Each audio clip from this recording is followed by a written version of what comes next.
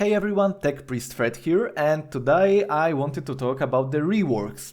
I'd like to comment on the state of Snotflogga and Tanksmasha after their reworks, and I'd like to dive deeper into the last 3 orcs later in the video. So, without wasting any of your precious time, grab your holy oils and let's go.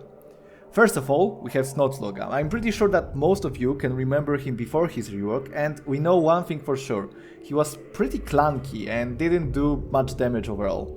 In March of 2024, he received a couple of changes which were meant to make him more fun and to play and more viable overall. He lost some of his tankiness, but got some good damage and ability buffs in return.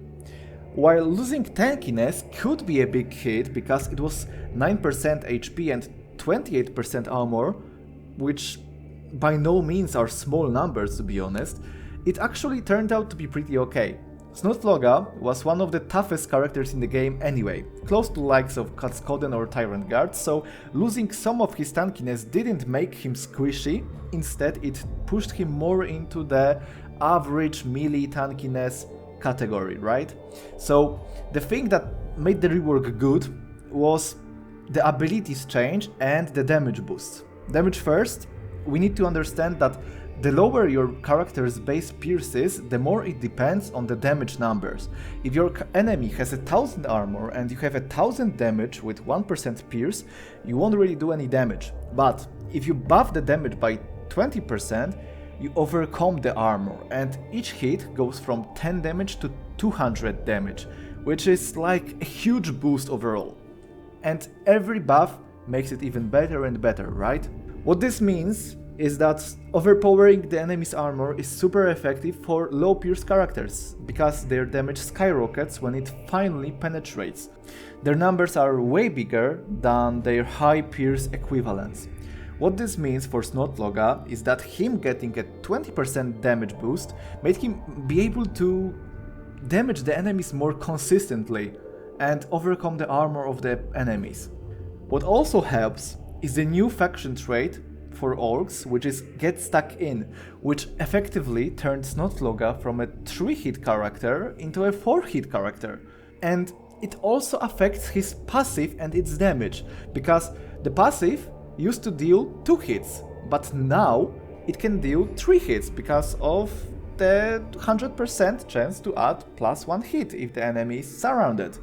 So if you get the trait online, this means that Snotflogga basically went from 5 hits to 7 hits, while also getting a 20% damage buff and some more components to his passive and active, right? So that's huge boosts. The changes to his abilities also helped quite a lot. It's not just the damage, right? Since now he gets way more growths onto the battlefield and it increases his effective damage even more. And I have to say, overall, Snotflogga's rework was great, because it did make him viable in most game modes, while not really feeling toxic.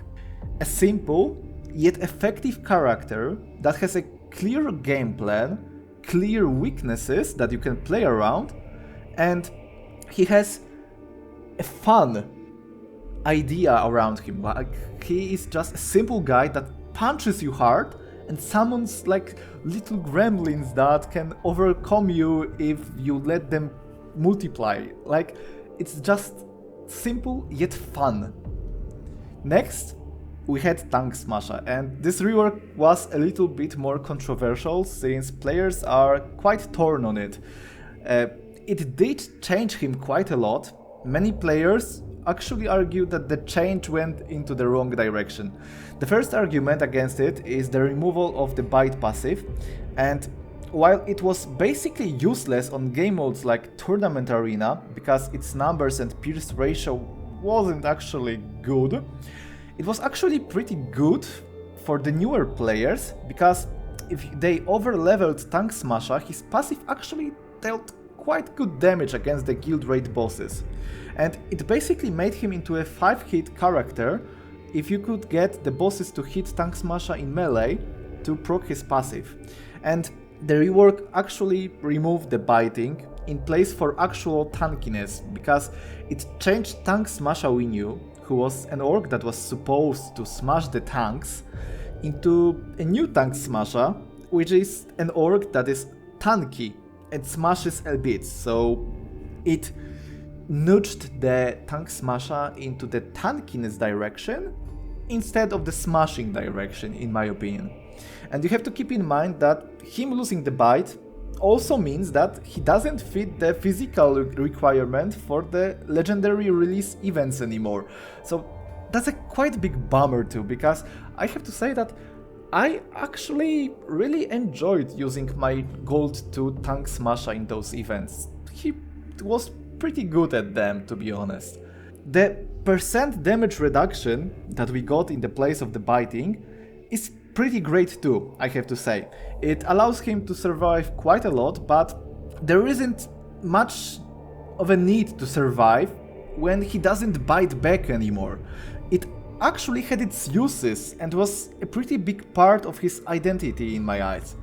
And let's not get started on his identity, because his identity is also the charge, and I have to say I feel like it was pretty destroyed a little bit, kinda, hard to tell, because yes, it did get a damage boost based on the distance traveled, and it did get a suppression or even a stun component to it, but it got disabled round 1, which made the character lose some of its value in some of the guild raid fights, where you actually wanted to get close to the bosses ASAP, and it made him lose the value of the tournament arena pick, because you could cheese some maps with him and grab like 1 or 2 or 3 even buffs in a single turn if you just use the charge correctly, right?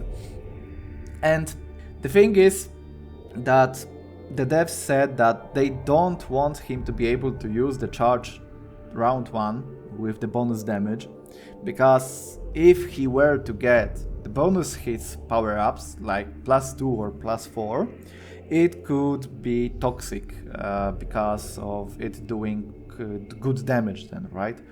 I strongly believe that Tanksmasha should be able to charge on round 1, but I think that Tanksmasha should also get his damage boost on the charge for X hex traveled that scales off each round that has passed.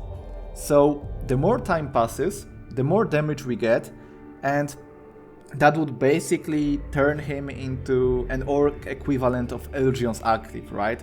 He can use it quickly for movement or for cheese, like getting fun bonuses from the power-ups on the arena, or you can wait with it and you can actually ramp up the damage and just charge into the enemy and one hit him basically, because that's what Elgion does, right?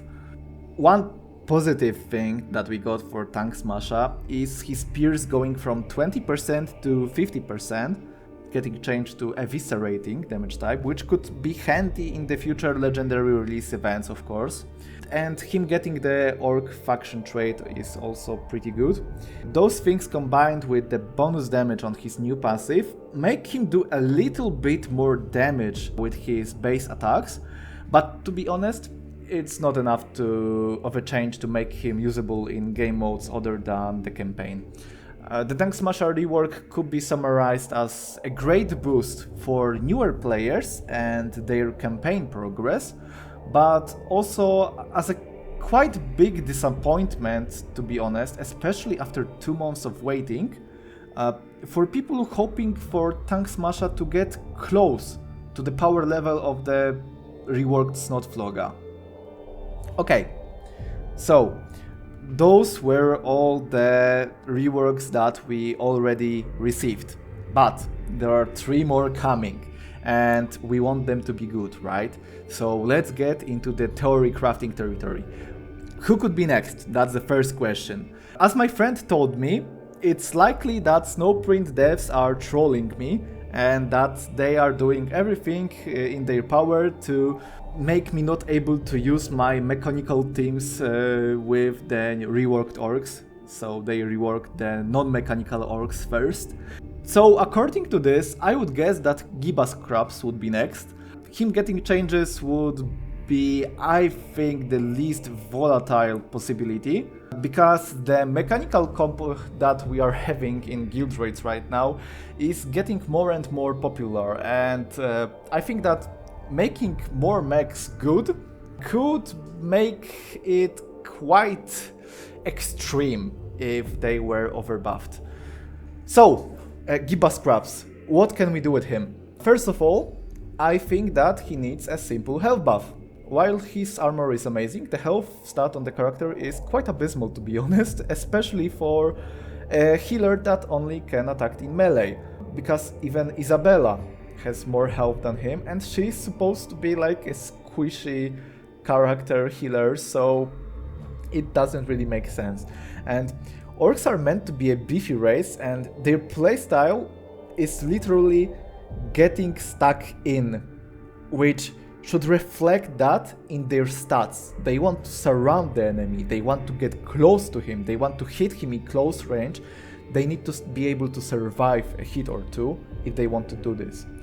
So the proposed health buff would help quite a lot, I think. I think that he actually could lose some of his armor if it was needed, but I actually hope that Snowprint won't touch his damage numbers, because I actually love the fact that Giba has the strongest heals in the game, period. And he is unique in this, because he is the only healer in the game that can't actually heal himself. All the other baseline healers, so like the ones restoring health, or all the other mechanics, can heal themselves because they have the traits corresponding to their heal statistic, right? So that special design requires him to do his job especially well to be worth taking over characters like, I don't know, Alefno, Actus, perhaps Vitruvius. He needs to heal the best if he can't heal himself, right? That should be his niche. But this also brings us to the abilities that Gibas-scraps could use, and first of all, the growth tank needs some changes. Over the months, I've seen some amazing ideas for the tank changes, from the simple ones like just removing the battle fatigue on the tank, to more complex ones like the tank not getting removed from the battlefield after death and being able to repair it in order to bring it back. And I actually think that we could go for a triple combo buff here. First of all, remove the battle fatigue from the tank, because it's too important of an ability to depend on a percent chance to randomly flee the battlefield. You don't want this kind of design in a game called Tacticus, which is meant to be about tactics, right? Next, I would add a new trait to the tank, one trait that we actually have in the game, and that it's used on other orc unit, and that would be making the tank explode on death. I think that it would fit the orcs quite well, to be honest, because they also are known for fighting themselves and hitting themselves. So if you decided to spawn a tank and your enemy is able to kill the tank, it should be able to hurt your orcs, because you played stupidly and you can get punished for it. On the other hand, the tank exploding on death could also make it harder to kill in melee, because you would get damaged by the explosion, right? So yeah, I think that would fit the tank playstyle. But I would also add a final touch, and that is the previously mentioned repair. You could even restrict the tank respawn to a certain health threshold, and you could make it like a percent of the health or just a raw number required. Or in order to make it more balanced, you could like make it restricted on a timer, so the tank would like come back in 2 turns or 3 turns after being destroyed. That's up to the Snowprint team to test it out and balance it out. I don't really have the tools that they have, and I don't have the tools that the other content creators have. I can't really test it how I would like to test it, right? So yeah, to be honest, I think that Gibas-scraps needs much love. And I don't think that those 3 changes on the tank would be too much when compared to some other characters that we are getting in the game or we already have in the game, right? And next we have his passive, and this one is actually harder to theorycraft since the max barriers are actually a really cool idea to bring to Tacticus. It's just the numbers on the skill are pretty damn weak, to be honest. I think that it could use some glow up. Gibas-scraps is supposed to be a non-restrictive buffer, which means that his aura affects all allies instead of just ally orcs or allied mechs. So I would give him some more things. Why don't we make Gibas-scraps affect allies with a certain trait, just like Yarick does with battle fatigue? Why don't we give him another form of a shield boost? My idea here is quite simple. We let Gibas-scraps boost the Beast Slayer trait block chance. You could make it like 10% gets buffed to 20% or any other number. It's also a balance thing, right?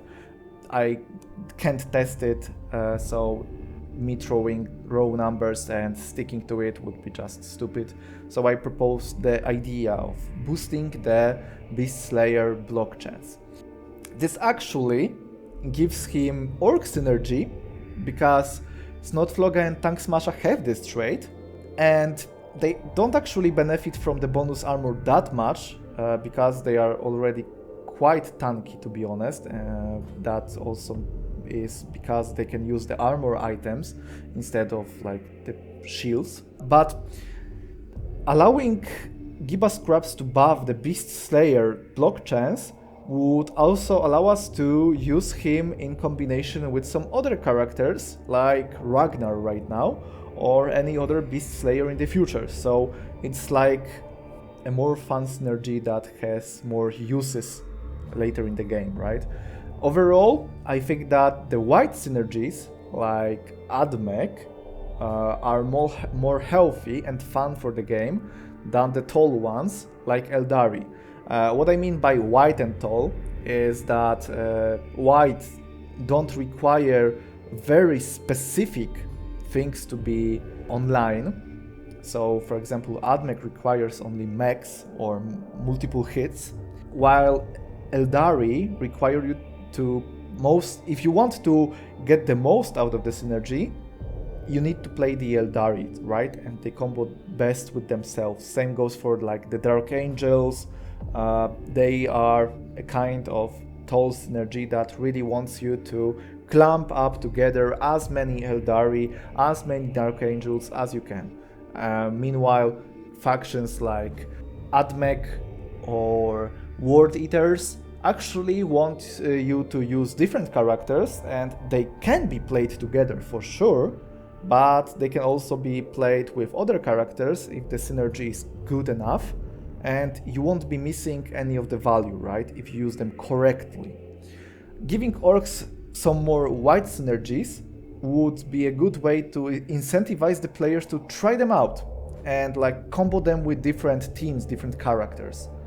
And about the combinations, next on the list we have boss Gulgortz, and overall I think that his design is mostly okay.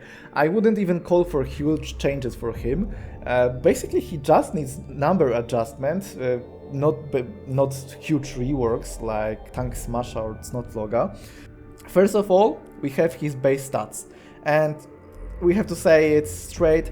Gulgortz hits like a wet noodle and doesn't tank really well. So you make him either a real tank or a character that can output some real damage. He should be able to kill you if you go for the second route, right? So if you want to make him a real tank, you need to give him some health and armor buffs. That's the thing. nothing more is needed, to be honest. If you want to make him more dangerous, you could just change his damage type from chain to eviscerating, just like Tanksmasha, because 30% more pierce would make his attack more consistent overall. And I would think that it would also combo real well with his bonus damage on the abilities, so that's also a good thing. And speaking of his active ability, the Wah is actually pretty good, to be honest, and it doesn't give as much damage as like Ragnar does, but it also isn't that restrictive, and it has some more utility to it because it buffs the movement of all characters, and it also gives orcs +1 hit. And this thing matters right now because you know what this one bonus hit means? It means that Snotfloga's main attack goes from 3 hits to 4, which means that he gets 2 bonus hits from get stuck in instead of 1.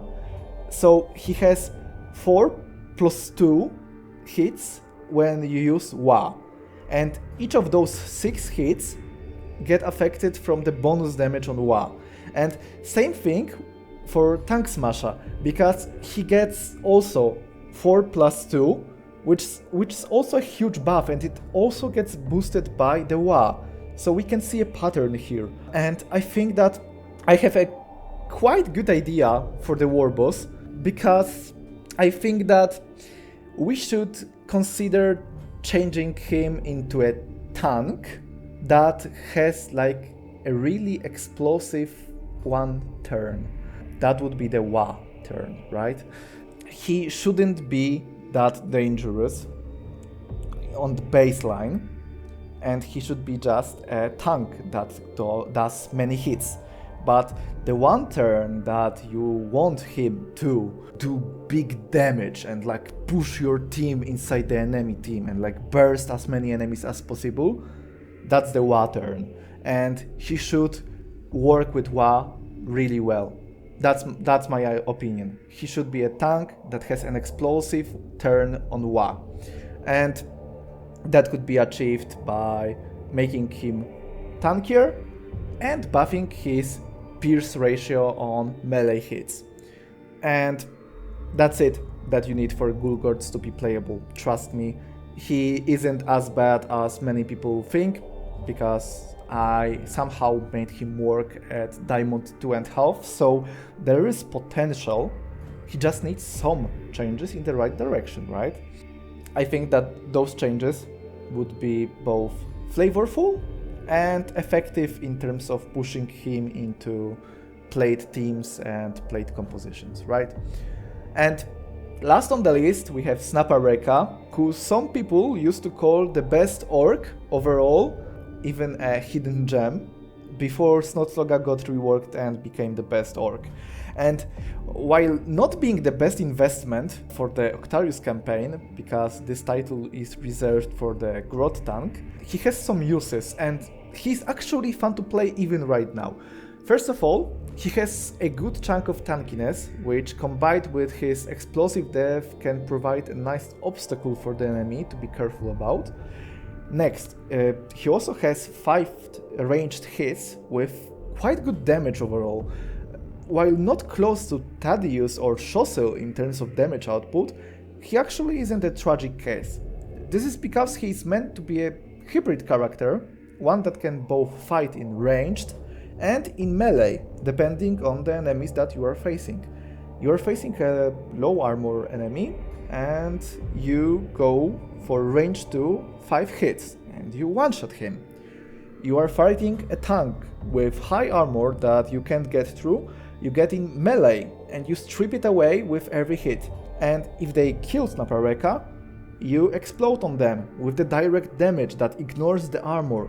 So he isn't awful even right now. He just needs nudges in the right direction to be playable overall. So first, the base stats. This one is simple.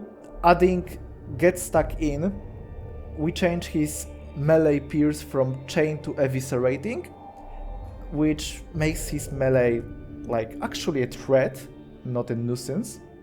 just like the Kilakan in the Dawn of War 3 announcement trailer. He is supposed to be dangerous in melee, right?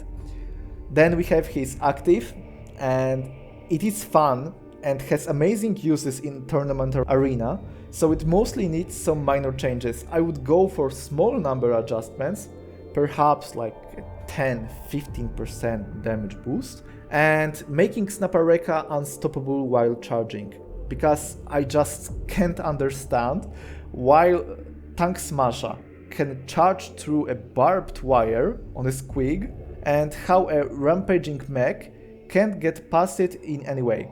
Allowing him to reach the target and get into melee as long as it's in range would make him more aggressive in playstyle and overall would incentivize the hybrid playstyle even more, since most players don't really want to use the active unless it kills Snappawrecka, right? Oh, right, the exploding part on his passive. I'm not sure about this one, to be honest. While it is fun as hell to explode for massive damage on command, I don't think that it being able to crit on Snappa is a good design choice.